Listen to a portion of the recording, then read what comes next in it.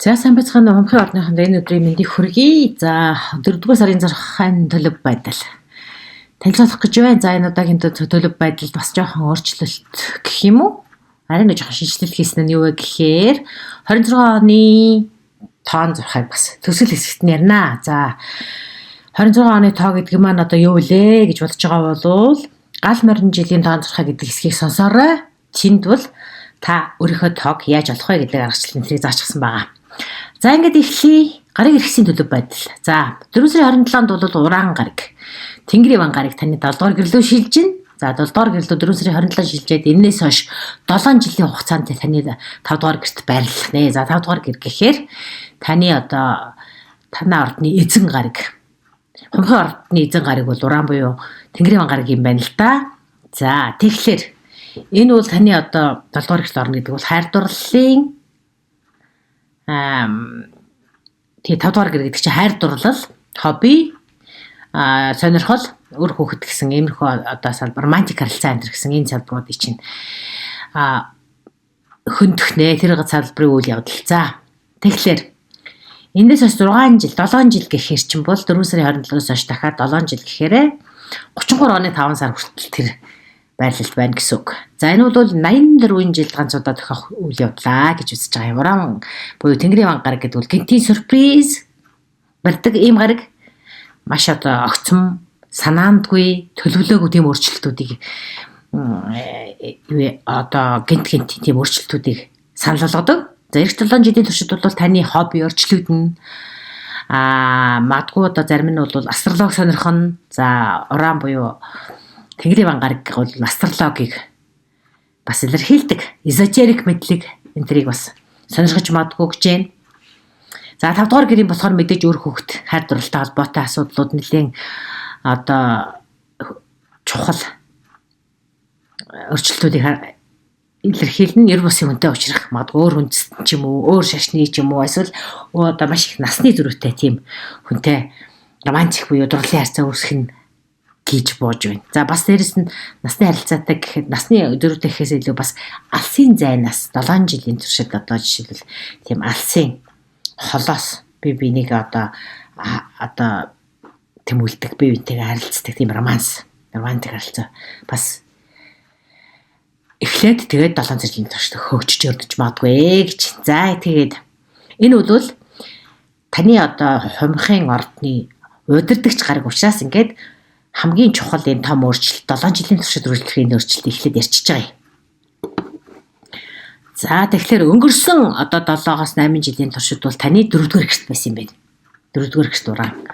За тэгэхээр 4-р гэрт болсон гэхээр таны бол одоо үйл хөдлөх хөрөнгө, аавын гэр орон сууц амьдарч байгаа газар орон энтертэй чинь холбоотой үйл явдал төрсөн байх хэвээр нүүрх, цагаачлах, гэр бүлийн бүтцээ өөрчлөх, иргэн шил авах, байр худалдаж авах энэ төр гэсэн энэ үйл явдал бүтэн 7 жилийн туршид үргэлжлээд одоо тэр үе чинь дуусж байгаа байх хэвээр.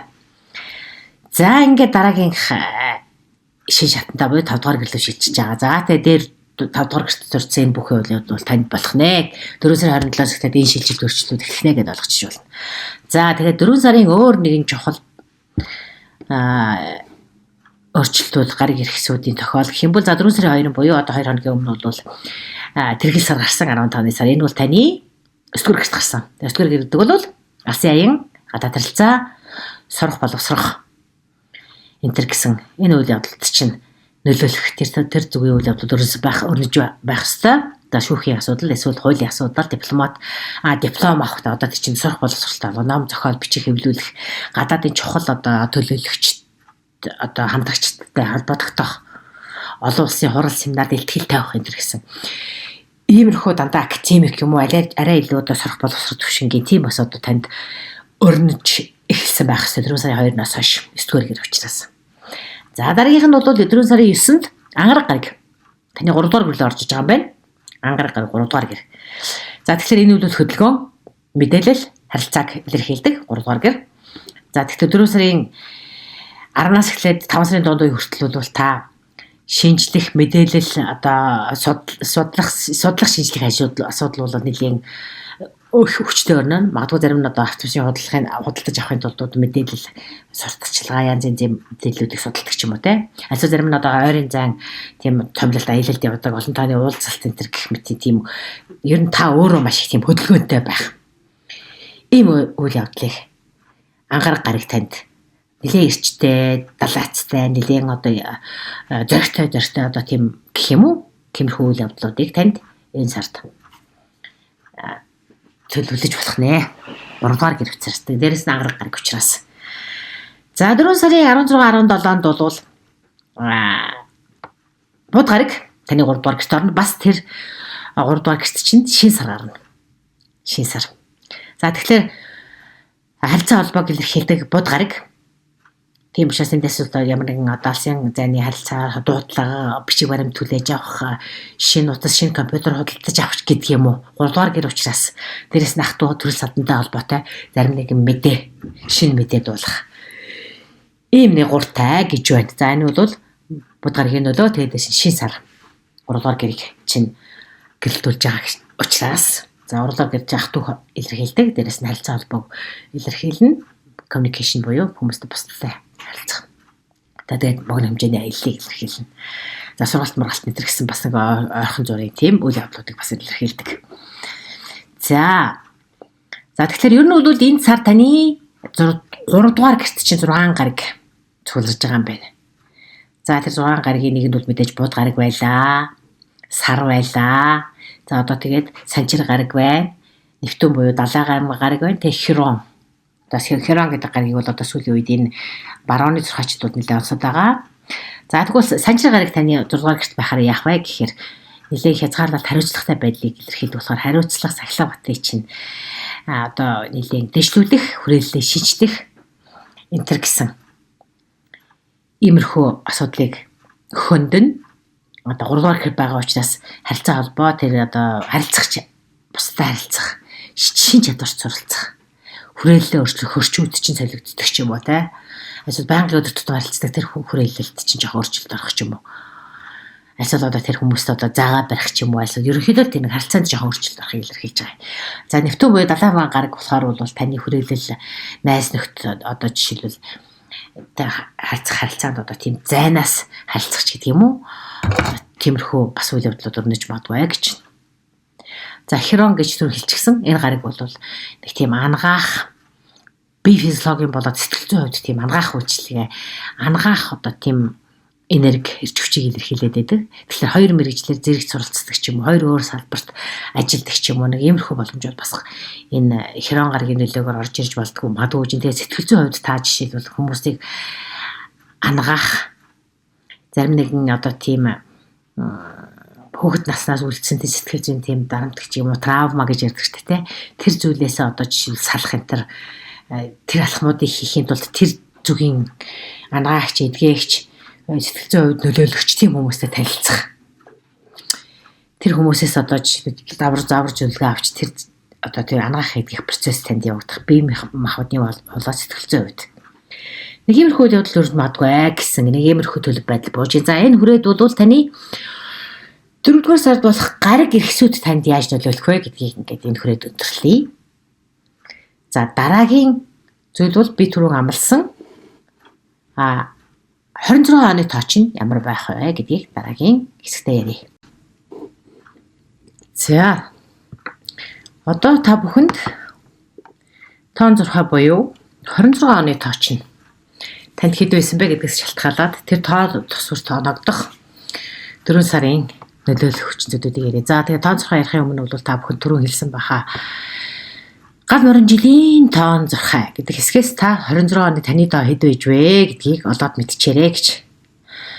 За тэгээ тэндээс мэдчихсэн бол та хэрэг 26 оны таны тоо 5, 1, 5, 8 бол энэ үл шинжилэл харилцааны өөрчлөлтийн сар байх нэ. За уран гарагийн шилжилт бол уран буюу тэнгэрийн ван гарагийн шилжилт бол таны бүтээлч эрч хүчит тесрэлт авчирнаа гэж. Одоо бадуу зарим нь шин хоббитэй болох, шин төсөөлөл эхлүүлэх, аль эсвэл зарим нь Европ улсын тийм өрөмөц тийм хайр дурлал амьдралд чинь гів гинт орж ирж магадгүй гэж. За 3 дугаар гэрийн идэвхжил танаа одоо хувийнхын ордныханд бол 3 дугаар гэрт маш олон гарыг орж ирч гисэн зөвлөсөн байгаа шүү дээ. За энэ 3 дугаар гэрийн идэвхжүүлэлттэй холбоотойгоор та шинэ техник технологи худалдаж авах. Эсвэл одоо 3 дугаар гэр бас харилцаа холбоо гэж хэлэх учраас мэдээллийн салбарт та манлайлах техник технологийн ачаар одоо шинэ мэдлэг эзэмших, мэдээлэл харилцаагаа сайжруулах ийм одоо сонирхолтой боломжууд тохионоо гэж байна. За дараагийнх нь бол 26 оны тоочин 2, 4, 6 бол. За дахиад хэлье. Хэрвээ та 26 оны тоогоо мэдэхгүй байгаа бол гал морин жилийн тоон зурхай гэсэн одоо манай миний подкаст дотор байгаа тэр хэсгийг олоод үзчихээрэй. Тэндээс та өөрийнхөө хувийн тоог амархан олчноо гэж. Ингэж сануулад байгаа шүү. Энийг хэлээд байгаа ч гэсэн хүмүүс мэдэхгүй байгаа мó дандаа л тоогоо яаж олох вэ гэсэн мессеж хүчээд байгаа. За хувийн тооч нь 2, 4, 6 бол гэр бүл хөгжил хөдөлгөөн гэсэн ийм гол мессеж чинь тэр юм байна. За 2, 4, 6-тай хумхууд бол 4-р гэрт чинь орж байгаа нарны нөлөө, 3-р гэрт чинь орж ирсэн байгаа санчир гаргийн нөлөө хүчтэй байна гэж. Тэгэхээр гэр орондоо тогтчлт хийх, гэр орноо засварс үйлчлэгээ хийх, сайжруулах, гоёх чимэгтэй. За 3-р гэртэй холбоотой болохоор ах トゥ утэйгээ харилцаа холбоогоо шинжлэх, магадгүй зарим шинэ ур чадвар суралцах гэдэг чинь шинэ одоо мэрэгжлийн чих хандлага энт ч өөрчлөгдөд дахиад нэг та шинэ мэрэгжил эзэмших одоо сургууль семинарт сууч мэдлэгээсээ ур чадвараа дэвшлүүлэх гэх ийм боломж бол олдож магадгүй юм байна. За дээрэс нь 4 сарын 25-наас хойш сугар гариг тэр энэ бүхний нөлөөгөөр та гэр бүлийн болон хүүхдүүдтэйгээ холбоотой асуудлууд гэр бүлээ одоо хөгжүүлэх, гэр бүл болон хүүхдүүдийн ур чадварыг хөгжүүлэх, гэр бүлийн тав тухтай байдлыг бий болгох, эцэг их гэр амьдрал сууж байгаахын тав тухтай орчныг бүрдүүлэх тал дээр илүү анхаарч ажиллана. Хүүхдүүдтэйгээ цагийг өнгөрөх маш тийм таатай үе гэсэн байна. За нөхрээд ер нь 4, 6 гэдэг тоо 4, 6 2, 4, 6 гэдэг тоо бол дандаа тэнцвэртэй, тогтвортой байдлыг илэрхийлдэг. Тэгэхээр ерөнхийдөө гэр бүлийн уур амьсгал, ах トゥ утэй харилцаа, өр хүүхдтэй харилцаа ерөнхийдөө тогтвортой таатай байна гэж ойлгочих болох юм байна шүү. За дараагийн тоо бол багц тоо бол 3, 7, 9. За 26 оны тоогоо мэдэхгүй байгаа бол гал морин жилийн тоон зурхай гэдгийг болоод сонсчоорой гэж дахиад хэлье. За энэ бол 3, 4 биш 3, 7, 9 гэдэг үл зүүн сөв ангаах хүчийг илэрхийлдэг юм тоо. За тэгэхээр 3, 7, 9 гэдэг тоотой хумхийнхан бол хром болоод далайван гаргийн нөлөөгөөр сэтгэл зүйн эдгэрэл тайвшруулыг танд ирнэ гэнэлтэй. За хром гэдэг одоо энэ шин одоо гариг гэх юм уу? Тэр одоо астероид ч юм уу? Энийг баруун сурагчид сүүлийн үеэрээ байгаа. Энэ амаах хүчийг сэтгэл зүйн тайвшруулыг илэрхийлдэг гэдэг. Энд маш хүчтэй нөлөөлдөг гэж яриад байгаа. За Нептун бол угаасаа Нептун буюу далайван гэдэг гариг бол бас ингээд ухаарлах гэхээр л ингээд бас их далай тэнгис мэт одоо их асаруудан буруу хил хязгааргүй боломж эдрийг бас илэрхийлээд байдаг. Тэгэхээр бол та энэ үед эдгээр гаргуудын нөлөөгөөр та сэтгэл зүйн одоо дотоод ирч хүчийг сэргээх, эдгээр л аль нэгэн цаг үед одоо танд үлдсэн ямар нэгэн сэтгэл зүйн шарах байгаа бол тэрийг хангах, ертөнцийг арай өөр өнцгөөс харах. Тэрийг одоо боломжуудыг идэвхжүүлнэ гэсэн. За 4 сарын 2-нд бол тэргээс гарсан байгаа. За тэргээс сарын 1-ээр зүүн сарын байна шүү дээ. 6, 7, 9 тавд зүүн сарын болцдог.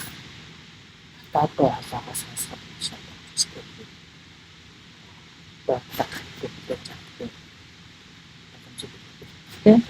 За тэгээд бас зүүн чинь бас асхалын айлал юм уу асуул болсон. чухал шиг салттай. Ахнаа. гэж байна. За тэгээд энэ хамтдаа та бүхэнд баярлалаа. Өдөртөө хумхын ордны тухайд сар байх нь дээрээс нь хумхын орд гэдэг нь агаар буюу хийм ахуйтай хумх, жинлүүр, ихэр гэдэг энэ гурван ордууд бол хийм ахуйтай хадцсан одоо бие биендээ маш одоо тийм энерги хүчээ солилцдог гэх юм уу адилхан одоо ахуйтай гэдэг утгаараа. Тэгэхээр ихний ордонд одоо уран тэнгэрийн ангарыг шилжиж байгаа холбоотойгоор таны эхэнт нь ярьсандаа таны 5 дугаар гэрт тэнгэрийн ангарыг шилжиж ийн гэсэн шүү дээ. Тэгэхээр 5 дугаар гэрийн үед маш хэрэгтэй болж байгаа юм байна. За тэгээд та бүхэн хамтдаа баярлалаа мэдээж та YouTube сонсож байгаа бол лайк, шеэр, subscribe хийгээрэй. Бас сувмаа дэмжиж байгаа юм аа гэж. За тэгээд дараа үзье.